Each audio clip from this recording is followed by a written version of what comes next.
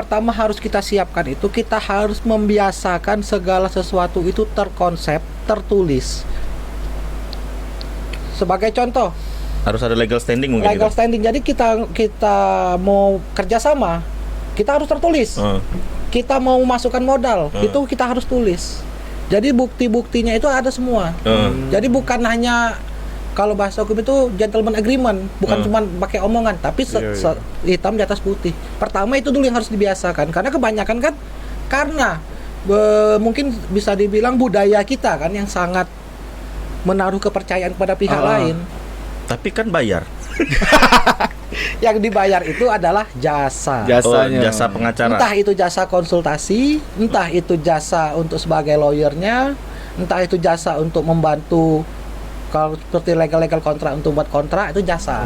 Kita tahu sebagai masyarakat itu, kita tahu apa hak kita, dan kita tahu apa kewajiban kita. Jadi intinya itu dulu. Yang penting kita tahu apa hak-hak kita, agar kita bisa memperjuangkan ketika kita merasa hak kita dilanggar.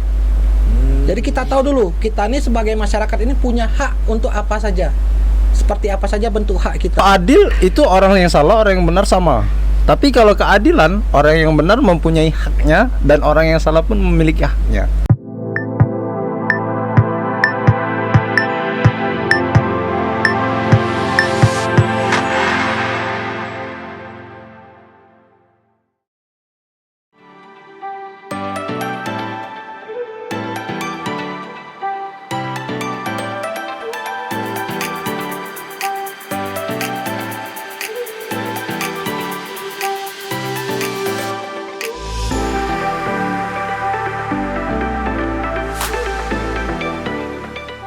Assalamualaikum warahmatullahi wabarakatuh. Waalaikumsalam warahmatullahi wabarakatuh.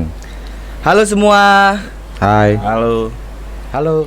Kembali lagi di podcast Ilmu Komunikasi. Bersama saya Dimas Aditya. Saya Robin Sandi. Saya Muhammad Sadam Anugrah. Saya Heru Eduardo. Di pertemuan kali ini kami akan membahas ilmu baru yang ada di FISIP Unbara. Salah, tidak terima aku ngerti hukumnya. Oh iya. Terus tidak. Yang ada di FISIP dan Hukum Unbara, yaitu Prodi Hukum Bisnis. Nah, itulah yang kita bahas, Mas. Yo, caknya seru nian bahasan ini ya. Mantap, karena uangnya pas ini untuk ngobrol itu. Kira-kira Dimas nak nanya apa, Kek? Banyak nak aku tanya ke nih, Kak. Boleh. Selamat datang narasumber Kami. Halo, Pak Heru. Halo, Pak Heru. Tapi sebelahnya ini ada siapa nih, Mas? Partnernya ini nih, Kak. Partnernya. Penasehat. Spiritual. Boleh perkenalkan diri, Bapak. Oh ya, baik, saya perkenalkan, nama saya Heru Eduardo, salah satu dosen di Prodi Hukum Bisnis, FISIP dan Hukum Unbara. Nah, ngapa kita nih berempat ini tapi? Kemarin nih Saya itulah pokoknya. pokoknya. Oke. Enggak apa-apa lah tapi. Kira-kira Dimas nak nanya apa sama Pak Heru? Sebelum kami nanya juga nih. Aku pengen tahu Bapak ini sebelum jadi dosen nih ngapoi, Pak? Background lah, Mas, background. Ya, backgroundnya. Sebelum pendidikan, terjun jadi dosen. Oh. Jadi sebelum dosen Mbak ya. Ya. Masa dari TK. Bentar, Pak. Jangan Bapak ketahuan. ini manggilnya Pak Mas atau AA? Mas. Caknya Mas ya. Mas Bae lemak ya. Iya. Ya, karena Agak saling noleh nih, Mas. oh, tidak, ini Kang Mas. Ya, oke, kalau masalah Mik, Mas, mik. kalau masalah background, saya itu setelah lulus dari kuliah Fakultas Hukum S1 S2 itu saya mulai menggeluti, pertama magang dulu di kantor advokat selama 2 tahun untuk melengkapi persyaratan untuk bisa jadi advokat. Jadi saya bisa beracara, bisa bersidang itu di tahun 2015 dan sampai sekarang. Sampai sekarang berarti. Tapi Mas. sekarang saya fokusnya sedikit beralih menjadi ke akademisi, dosen. Tapi kalau ngurusin masalah kasus-kasus pidana, apa kasus-kasus itu masih pernah? Masih jalan. Masih sampai sekarang, masih Mas. jalan. Masih. Alhamdulillah masih berjalan. Oh. Kalau Jadi, sebenarnya di jangan- antara kita bertiga ini pernah tak ngalamin kasus, terutama khususnya persidangan, atau pernah jenguk kalian? Aman untuk aku pribadi kak, untuk mengalaminya itu tidak pernah sama sekali. Tapi kalau untuk melihatnya masalah persidangan, entah itu kriminalitas ataupun perceraian ataupun penipuan itu sudah di TV One. Sama. Ya. Sama baik berarti. Vibe masuk ke ruang sidang belum sih. Nah, Mas Heru, cak mana Mas rasanya sebagai pengacara itu kan biasanya ngedampingin klien lah bahasa gitu tuh ya. Ya. Jadi kalau untuk pengalaman pertama Iya. pertama sekali. Pertama kan kita biasanya duduk di ruang tunggu, yang penonton. Ya. Kan ada kan, Ah. yang sering Iya. banyak kamera. Yo, sering lihat di TV Mas. Nah itu kan masih biasa tuh. Tapi begitu duduk di meja depan di samping itu tempatnya penasihat hukum atau kuasa hukum, itu pertama sekali ditinggal oleh mentorku waktu magang. Suara udah keluar. Ngapa? Kok bisa? Gugup. Ngeri. Aura tuh beda. Iya. Jadi tak teromong nih Jadi rasola ngomong, tapi ternyata suara udah keluar kecil. gugup tadi. Gugup. Jadi untuk Pak Heru sendiri ini terjun di akademisi, terutamanya jadi dosen itu sejak tahun berapa Pak? Dari sudahnya jadi pengacara. Oh, saya jadi dosen itu jadi Unbara ini. Baru pertama kali tahun ya? 2000, tahun ajaran 2024 2025 ya. Oh, baru ya. Iya kemarin ya, tahun kemarin. Kita Barengan dengan ini, prodi hukum bisnisnya berdiri, masuk jadi dosen. Nah, ini pas itu ini anak nih. ditanya sama aku Dimas nak tadi. tanya hukum bisnis itu Mas. Nah, coba Apa dia kira-kira aku nih ndak ngerti nian lah ibaratnya. Yang penting jangan dibalik. Kayak bisnis hukum. Dibalik. Beda Mas ya? Beda, bisnis hukum itu melanggar hukum, membisniskan. Oh, beda ya? Beda. Kira sama baik. Beda. Hukum itu Beda ya? tidak boleh dibisniskan. Tapi kan bayar. Yang dibayar itu adalah jasa. Jasanya. Oh, jasa pengacara. Entah itu jasa konsultasi, entah itu jasa untuk sebagai lawyernya, entah itu jasa untuk membantu kalau seperti legal kontrak untuk buat kontrak itu jasa. Nah, kan kalau aku sih kurang paham ya soal hukum bisnis. Kalau Dimas juga mungkin sama Mas ya. Sama baik aku Nah. makanya nak aku tanya tadi. Iya. Kira-kira FISIP dan hukum ini kan ada prodi baru hukum bisnis. Nah, itu kayak mana itu Mas? Baik jenjang karir ataupun mata kuliah mungkin. Jadi kalau hukum bisnis itu prodi hukum bisnis itu kan berarti dia tuh studi hukum, fokusnya itu ke kegiatan bisnis. Kegiatan bisnis itu luas. Dari sisi perjanjiannya, dari sisi Dari awalnya nih syarat persyaratannya, dari sisi potensi-potensi permasalahan hukum yang akan keluar, itu kita fokus di sana. Tapi karena kita ini di prodi S1, jadi walaupun selain hukum bisnis itu kita juga ada mata kuliah dasar yang lain di luar hukum bisnis. Ya kalau MKWU nggak usah kita sebut ya, itu kan karena udah wajib. Ya. Nah, umum lah itu, Jadi Pak, ya. kita juga ada belajar tentang ilmu negara. Itu dasar sekali. Kalau tingkatannya selanjutnya itu nanti ada hukum tata negara, hukum administrasi negara. Terus ada juga hukum pidana. Kita belajar juga. Jadi jangan sampai kita itu nanti bingung antara penipuan atau wan prestasi atau apa. Jadi jangan sampai kita membuat bisnis kerjasama, padahal itu ranahnya masih perdata, masih bisnis. Tiba-tiba kita lapor polisi, salah. Karena unsur penipuannya belum masuk nanti. Jadi kayak pidana, perdata, terus Tata negara itu beda-beda Mas? Berbeda Secara hukum. konsentrasinya. Konsentrasinya berbeda. Mas, aku penasaran nih dari tadi kan aku belum tahu. Mamas nih lulusan mana kuliah kemarin? Kalau S1, S2-nya kalau lulusannya itu saya tuh lulusan dari Universitas Islam Indonesia, Jogja, Mas. Yogyakarta. Jogja. Lulus tahun 2011 S1-nya. S2-nya juga di UII Jogja juga, itu lulus tahun 2013. Setelah lulus baru kita langsung magang. Yang cerita tadi.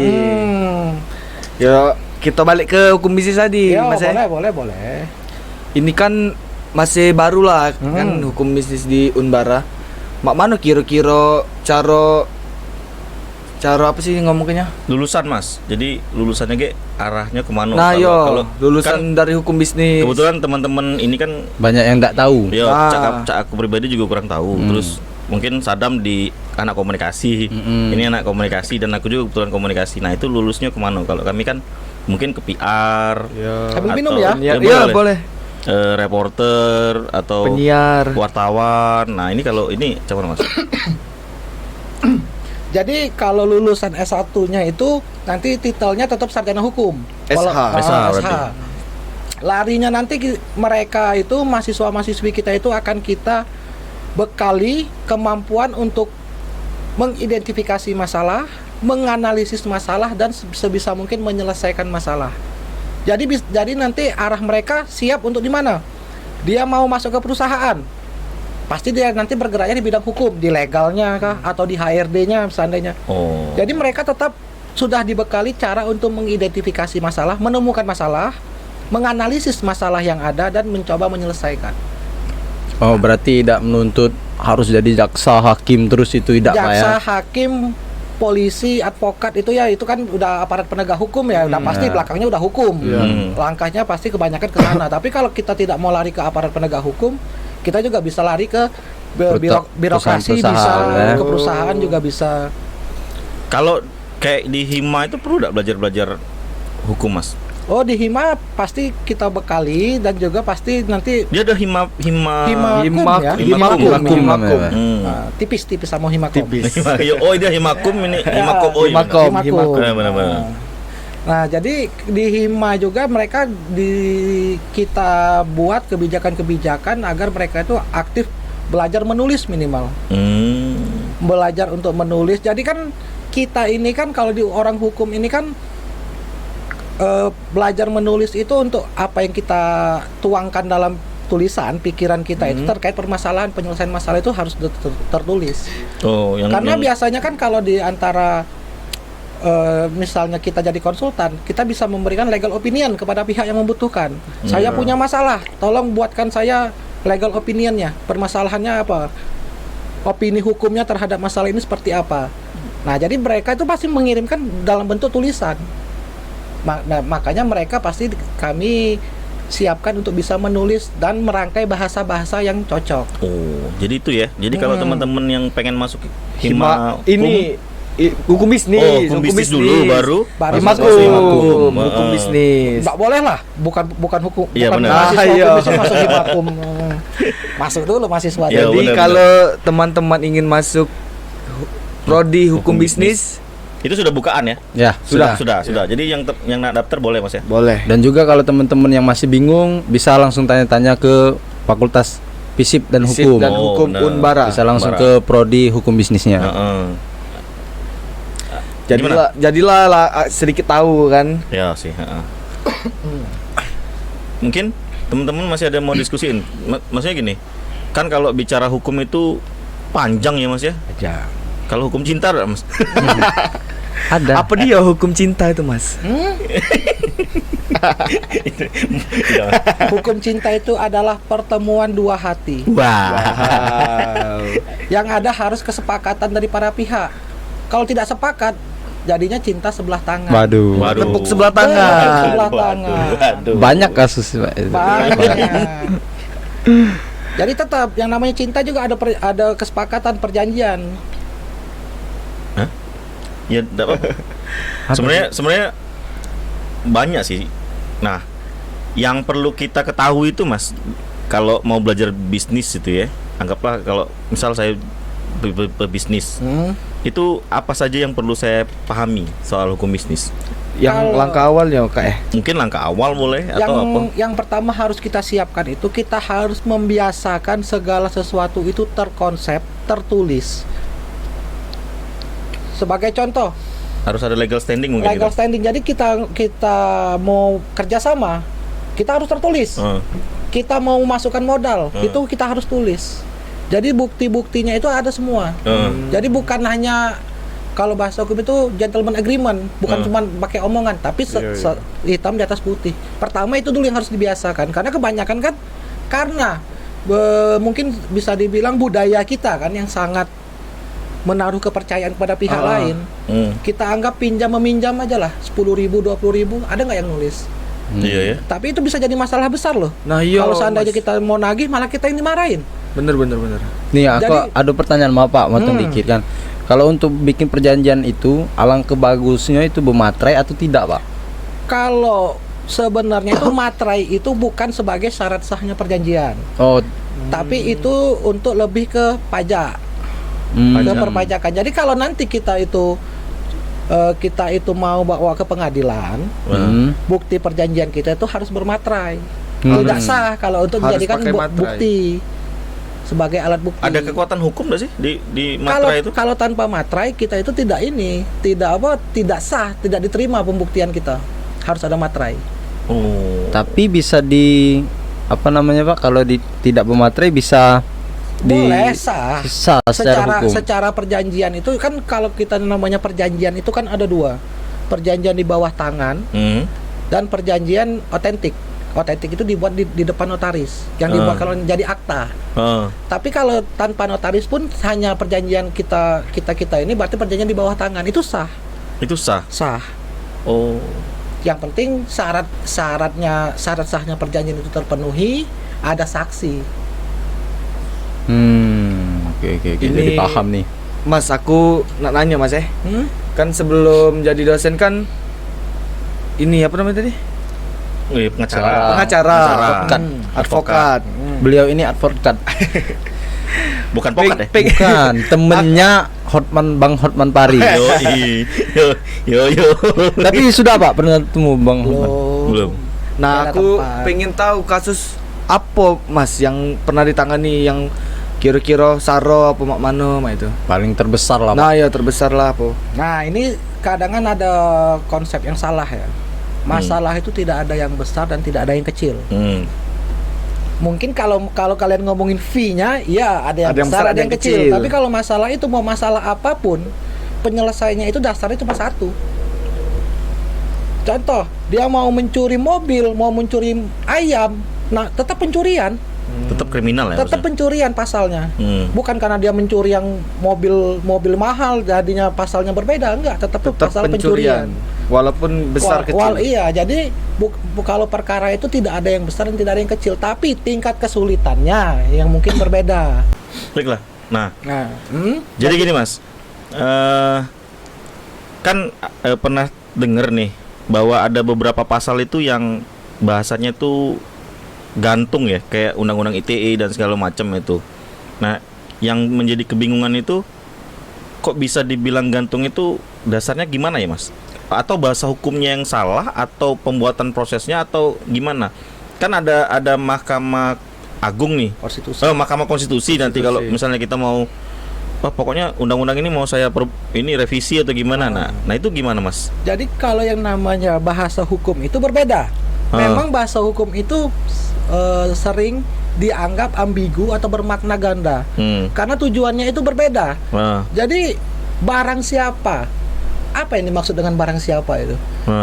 Bisa orang, bisa perusahaan, karena perusahaan juga sebagai subjek hukum bisa disebut orang. Nah, barang siapa mengambil barang milik orang lain? Barang itu seperti apa? Barang apa? Apakah barang, nyawa, atau apa? Kan macam-macam barang milik orang lain itu. Tanpa izin, secara melawan hukum. Seperti apa yang melawan hukum? Itu kan luas lagi, melawan hukum itu banyak. Nah, jadi memang bahasa hukum itu seperti itu. Nah, yang jadi masalah itu sebenarnya adalah nanti kalau kita bawa itu ke ranah misalnya ke kepolisian, bagaimana aparat penegak hukum itu yang menginterpretasikan, memaknai pasal tersebut. Makanya sering terjadi perbedaan orang dalam menafsirkan hukum. Karena hukum itu seni menafsirkan isi pasal, seni menafsirkan undang-undang. Kalau saya mau ngutip ada kata-kata mutiaranya dari Prof. Edi Hieritz itu, pakar ahli hukum pidana, guru besar UGM itu, yang benar belum tentu salah, yang salah belum tentu benar, belum tentu menang di pengadilan. Yang walaupun dia benar, belum tentu menang. Tapi yang salah bisa saja menang. Kenapa? Karena itu adalah seni dalam menginterpretasikan hukum. Seni untuk meyakinkan hakim dengan bukti-bukti yang kita bawa. Jadi kalau orang ngomong, pengacara ini yang penting membela siapa yang bayar. Loh, di dunia ini siapa yang mau disalahkan? Tidak ada satupun orang yang pengen disalahkan. Pasti mereka, walaupun mereka melakukan kesalahan, pasti masih ada sisi benarnya. Minimal sedikit. Nah, disitulah kita bergerak. Pengacara, ini orang korupsi kok dibela, kok ini orang bunuh kok dibela. Yang kita bela itu bukan perbuatannya, tapi proses hukum yang akan dia jalani, yang akan dia terima. Sesuai adil atau tidak, memenuhi aturan hukum atau tidak. Jangan sampai kalau dia tidak didampingi terjadi kesewenang-wenangan terhadap pelaku. Nah, itu yang kita jaga, yang kita bela itu di sana. Oh, mungkin pernah dengar bahwa hukum itu tumpul ke atas, tajam ke bawah. Mungkin karena banyak masyarakat itu tidak memahami hukum kali ya. Bisa jadi. Memahamin proses hukumnya gitu ya. Iya. Jadi belum terlalu mendalam makna dari hukum tadi. Atau mungkin karena tidak ada pendampingan hukum, jadi mereka bingung kali ya Mas ya. Jadi edukasi terkait pentingnya masyarakat itu untuk sadar hukum itu sangat tinggi. Makanya kan suatu undang-undang yang disahkan itu belum tentu langsung berlaku. Contoh kitab undang-undang hukum pidana yang kemarin ribut rame itu, kan disahkan tahun berapa ya? 2023 apa ya? Itu kan baru berlaku tahun depan. 3 tahun masa untuk sosialisasi. Jadi masyarakat itu tahu dulu nih ada sosialisasi, kita nih ada perubahan di kitab undang-undang hukum pidana selama 3 tahun. Harapannya apa? Agar masyarakat itu semua lapisan itu mengetahui nanti ada perubahan yang berubah ini. Karena begitu sudah diundangkan atau dilaksanakan, ada yang namanya fiksi hukum. Semua orang itu dianggap tahu hukum. Jadi walaupun kalian tidak tahu, kalau tiba-tiba kalian kena tilang, ya kalian salah. Jadi permaknaan hukum ini bukan hanya sekedar seru lah jadi belajar hukum nih tadi. Ya. Kalau aku pribadi itu tertariknya gini Mas. Hukum itu dibuat kan sebenarnya atas dasar kebutuhan masyarakat kan? Ya. Nah, bagaimana cara hukum itu bekerja ketika banyak masyarakat itu yang kurang memahamin soal hukum itu sendiri? Misal gini, kita kan tahu nih beberapa undang-undang ini kabar ya mungkin ya, yang sering diprotes oleh pendemo kayak mahasiswa dan segala macam, tahu-tahu disahkan RUU. Kita anggaplah bahasanya yang lagi kemarin itu RUU TNI dan segala macam. Nah itu ke prosesnya bagaimana sih Mas? Proses menetapkan satu pasal dan hukum itu proses misal anggaplah saya mau misal membuat pasal ini. Nah itu apa saja pertimbangan pembuatan dasar hukum itu? Atau memang hukum yang ada diperbaiki atau diinin? Jadi kan ada undang-undang itu, ada yang baru dibuat yang baru.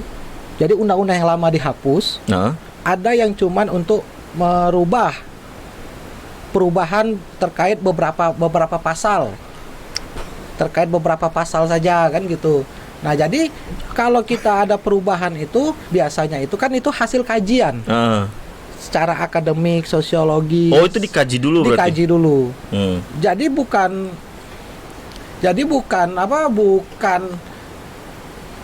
pembuat undang-undang ini yang bergerak langsung. Yuk, gimana? Jadi bukan ujuk-ujuk ada itu kata-kata dalam visi pasal itu. Jadi kan pembuat undang-undang itu kan kalian juga belajar kan di pengantar ilmu politik itu ada tuh di semester 1. Yang bisa mengajukan undang-undang itu bisa eksekutif, bisa legislatif. Nah, mereka yang misalnya sana yang mengajukan legislatif, mereka itu akan mencari kajian kepada para ahli-ahli dulu. Terkait kita mau memperbaiki tentang pasal ini. Nah, itulah yang nanti dikaji secara akademik. Sebelum disahkan itu pun diserahkan lagi kepada masyarakat, kepada kampus-kampus untuk dikaji. Oh, ini ternyata ini belum tepat, ini belum tepat, dikaji ulang lagi. Jadi proses itu makanya 5 tahun belum tentu satu undang-undang selesai oleh anggota dewan itu. Oh, jadi penetapan sebenarnya untuk satu undang-undang itu tidak langsung, Pak ya? Tidak langsung. Jadi kenapa banyak yang demo keberatan?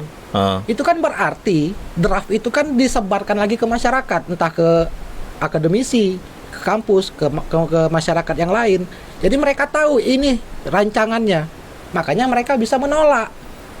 Demo tidak setuju dengan rancangan ini karena mereka artinya apa? Artinya sebelum disahkan sudah diserahkan lagi ke masyarakat dulu untuk dikaji. Oh, gitu ya. Mungkin Dimas ada mau nambahin nih, mau ada ditanyain lagi dengan Pak Heru. Ya ada sih Kak. Nah, coba. Saran buat mahasiswa baru nih biar tertarik Pak. Kalau untuk masyarakat, masuk masyarakat ya. untuk Masyarakat lah iya, untuk masuk hukum bisnis, Pak. Siswa lah, Siswa lah, Ya SMA. masyarakat Yo, dong, yo, orang yo. tuanya dong, Orang tua, tuanya boleh, dong. boleh. Kan yang biayai orang tua. Iya, benar. Jadi di prodi hukum bisnis ini kan di Batu Raja ini cuman ada kita nih yang punya Iya, hukum. iya. Satu. Cuma satu. Satu. Di Oku Indo apa? Kalau Oku Raya. Oku Raya. Kalau Oku Kota Raya. Madia mungkin punya lah. Ya. Punya lah banyak. Punya. Nah, cuma kan jadi pertama itu ya kita ini masih satu-satunya. Kedua, dari sisi pengajar kita insya Allah sudah profesional semua, berpengalaman, lulusan kampus-kampus ternama semua. Jadi dari sisi pengajar kita bisa bersaing, pengalaman pengajarnya pun kita bisa bersaing, fasilitas pun insya Allah kita makin lengkap. Selain itu kita bukan cuma belajar teori-teori aja, tapi juga nanti ada praktek. Seperti kalau komunikasi kan ada tempat kayak gini nih, Lab nih. Oh, nanti ada kayak set di pengadilan itu. Set ruang sidang kita nanti insya Allah mungkin Proses ya, Pak? tahun depan udah bisa jadi insya Allah. Jadi nanti pada saat ada mata kuliah yang membutuhkan praktek, kita tempatnya sudah ada dan kita bikin senyaman mungkin. Biar orang-orang tertarik ya, Pak. Yes. Nah, guys, jadi kalau mau tahu tentang hukum bisnis, tonton di Unbara TV. Dan Ya. jangan lupa. Jangan kalau- lupa like dan subscribe. Belum habis. Belum. Nggak apa-apa. Mungkin teman-teman di rumah ini mau mengetahui hukum Nah. lebih lanjut dan lebih dalam lagi untuk jenjang ke depan. Siapa tahu teman-teman di rumah nih ada Iya, yang mau itu. jadi jaksa, mau jadi hakim, Pengacara. advokat seperti Pak Heru. Buruan daftar di prodi hukum bisnis Universitas Batu Raja. Dan satu lagi, Nah, prodi hukum bisnis Fakultas Ilmu Sosial, Ilmu Politik dan Hukum Unbara ini juga sekarang sudah punya lembaga bantuan hukum. LBH Oh, seperti ya. apa itu, Pak? LBH Seperti yang apa itu, Pak? bisa menerima masyarakat umum untuk konsultasi maupun memberikan bantuan hukum kepada orang-orang.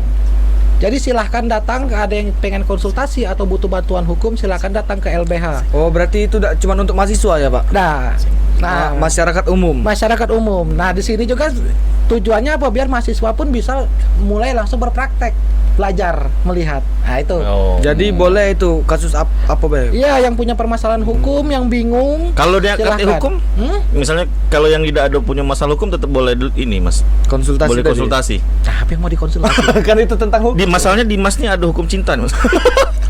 Pertanyaannya, kalau hukum cinta Dimas ini, Kak, Agak berat. ini agak berat masalah kasusnya. Kasusnya berat. Dan juga pertanyaannya sih kok. Sambil Oh, iya. minum sambil. Pertanyaan sih kok. Ya kalau memang betinanya masih galak ya sudah. Cuma betinanya enggak dipaksa enggak baca gitu. Hati-hati, Mas. Ada hukum. Iya. Lu dilarang pemaksaan. Ya, No, Pak. Mas. Aku tidak maksa, Pak. Tapi kalau bujuk rayu untuk tujuan positif itu boleh. Tapi bujuk rayu untuk tujuan negatif itu jadi penipuan. Nah, kawan. Hati-hati. Iya, Pak. Jadi pertanyaannya sudah berapa betina yang kau tipu? Sampai sekarang enggak ada. Jangan Ada. tipu-tipu. Tipu-tipu itu tindakan pidana ya, Mas. Enggak boleh kita nipu-nipu wong. 372 KUHP. Nah, Berapa tahun itu? Yo, berpikirlah kau. Lamo. Kalau kau keluar ada LRT Batu Raja. Jangan, Mas. Masih ada yang tanya dengan Pak Heru. Sebenarnya Ya. banyak ya kalau kita nak ngobrol soal hukum. Banyak. Ya. Kalau mau cerita tentang hukum bisnis mungkin hari ini juga nggak sudah. Yo. Jadi untuk Panjang nih ya, teman-teman gitu. kalau yang mau tahu lebih dalam lagi tentang hukum bisnis, tentang pelajaran-pelajaran yang ada di dalamnya, buruan daftar sekarang mumpung masih bukaan ini Pak ya. Masih Masih. besar. Prodi masih Hukum lama. Bisnis terutama di Universitas Batu Raja di Yo. gedung FISIP Hukum Unbara. Unbara. Dosennya baik-baik, ramah-ramah. Nah, ini contohnya Pak Heru. Pak Heru. Pak Heru. Besti. Besti sadap. Kalau di kampus Pak. Ya. Kalau di luar Kalau di luar, abang. Ah, Dengar-dengar lagi hobi main biliar kamu nih, Pak. nah. Wah. Iya. Hobi lah ya. Ya Hobi kalian lah lah ya. yang ngeracuni kan. Mana stick B harganya mahal nian. Berapa juta itu? Kalau ini Mas, boleh kasih kayak quote ataupun kata-kata kalau apa Cak Mano ngomong kayak yang kita yang tidak masyarakat lah, Awam. masyarakat awam itu apa sih yang harus kita pelajari mengenai tentang hukum, apapun jenis hukum ya. Jadi yang harus kita tahu sebagai masyarakat itu, kita tahu apa hak kita dan kita tahu apa kewajiban kita. Jadi intinya itu dulu. Yang penting kita tahu apa hak-hak kita agar kita bisa memperjuangkan ketika kita merasa hak kita dilanggar. Jadi kita tahu dulu, kita ini sebagai masyarakat ini punya hak untuk apa saja. Seperti apa saja bentuk hak kita. Hak berbicara. Itu- Anggaplah ini misal contoh Mas ya. Misal Dimas pelaku nih. Apapun jenis kasusnya ya. Tangkap. Justru itu. Ya kaget dulu nangkep tuh. Berarti hak dia harus punya pengacara gitu. Atau gimana? Hak untuk didampingi itu wajib untuk didampingi apabila ancaman hukuman dari pelanggarnya itu 5 tahun ke atas. Oh. Jadi kalau di bawah itu boleh tidak didampingi.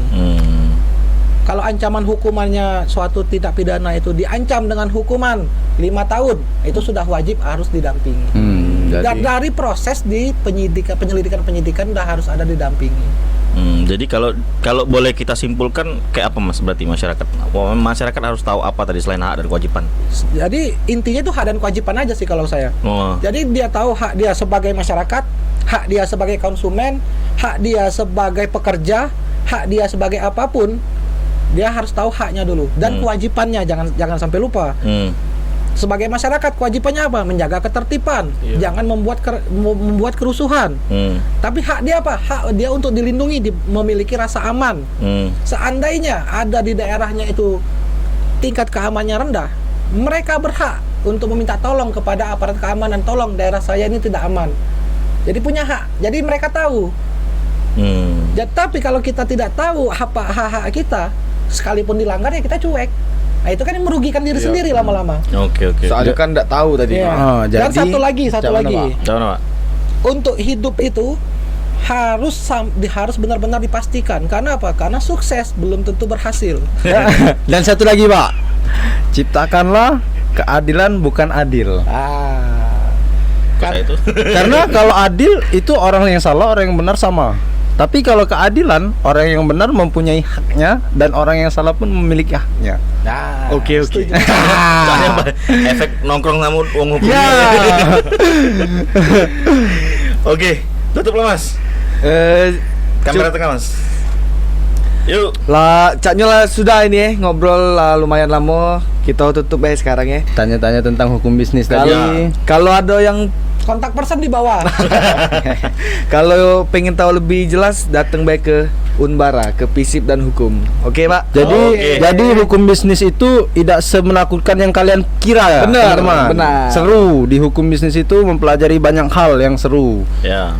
Terutama belajar filsafat kali Pak ya. Filsafat itu Hukum itu kan filsafat kan? ada filsafat. Ingat kata Pak Heru, hukum itu adalah seni. Seni. Jadi tergantung orang-orangnya yang memaknai seperti apa itu hukum. Siap. Tutup Mas. Karena sukses belum tentu berhasil. Asik. Oke, terima kasih untuk Pak Heru telah kesempatan hadir pada sore hari ini. Terima kasih juga untuk tim. Jangan lupa saksikan podcast ini di Unbara TV. Jangan lupa like, comment, dan subscribe.